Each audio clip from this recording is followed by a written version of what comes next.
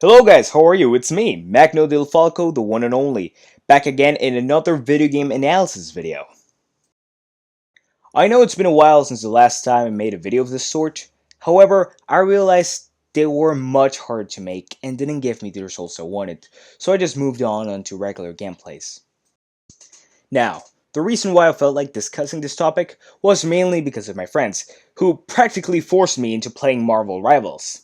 And to my surprise, it didn't take long for me to figure out it was Overwatch, but with slightly different characters. I know that's quite an unpopular opinion, but I had to stand my ground for the game that essentially gave birth to my channel, and also help both communities, both from Marvel Rivals and Overwatch, to stop trying to eradicate each other. So, without more setbacks, let's get into the video. So, to start things off, I must highlight that even while playing the game, I managed to feel a few key differences. Of course, this was to be expected, as although they are very similar in gameplay, they also have certain very critical differences. For starters, we got that despite Overwatch having only 10 players per lobby against Marvel Rivals, which has 12 players, it didn't really matter what character I was playing. Overwatch always gave me a sensation of faster and more chaotic action, in contrast to the slower and more cinematic vibe given by Marvel Rivals.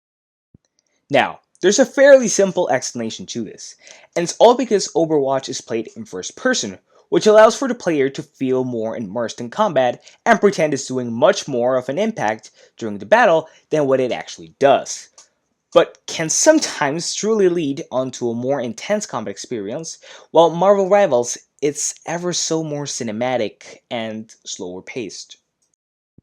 What kind of combat do you prefer? That is your call. I'm not going to intervene on that, but it's a very good point to highlight. Secondly, we got the actual type of combat that plays out during each match.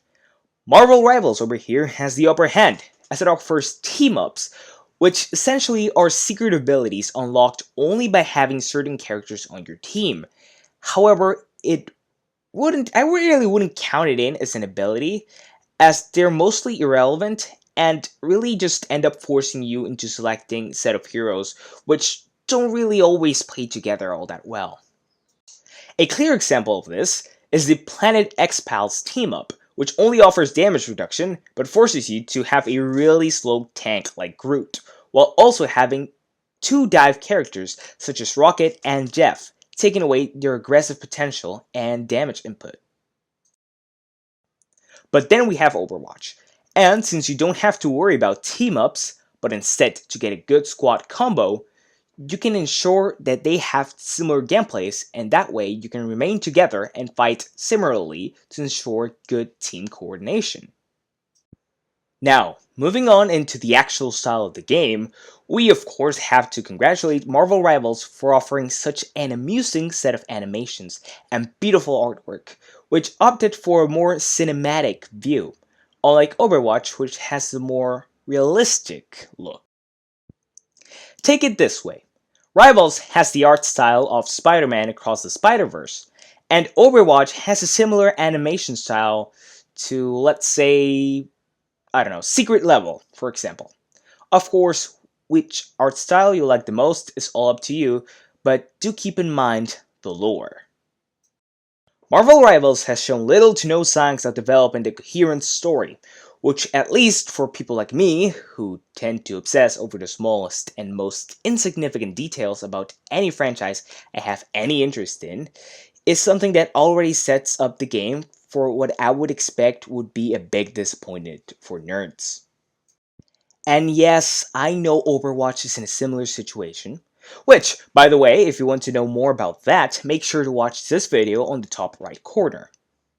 But, spam aside, the fact that most, if not all, dialogues among heroes in Overwatch have a deeper meaning, once looking into the game's lore, really makes up for fun little Easter eggs which reveal a trail for the most compulsive fans. But now, to close things up, we must face the elephant in the room, which is the awkward similarities between certain characters. For example, I know for a fact everybody instantly realized that Star-Lord was a male version of Tracer disguised as an original character. And yes, I know Star-Lord was created way before Overwatch, however his character shows little to no difference to Trailer's ability set, except for the ultimate ability, which isn't fully regional either as it's Soldier 76 ultimate ability rebranded. However, if we applied this very same logic to all the other hero shooters, such as Paladins, Team Fortress 2, and even Valorant, we would end up in a fight which would take all of the internet virgin Discord mods into civil war. So in conclusion, stop acting like and allow whoever it is to play whatever game they want. Except for Genshin Impact fans, of course. We all know they should be deported to the center of the sun to be properly deleted from existence. And so, I hope you enjoyed this video, and please make sure to like and subscribe to support my effort, and let me know what you think over at the comments below. I am Dil-Falco, the one and only, checking out.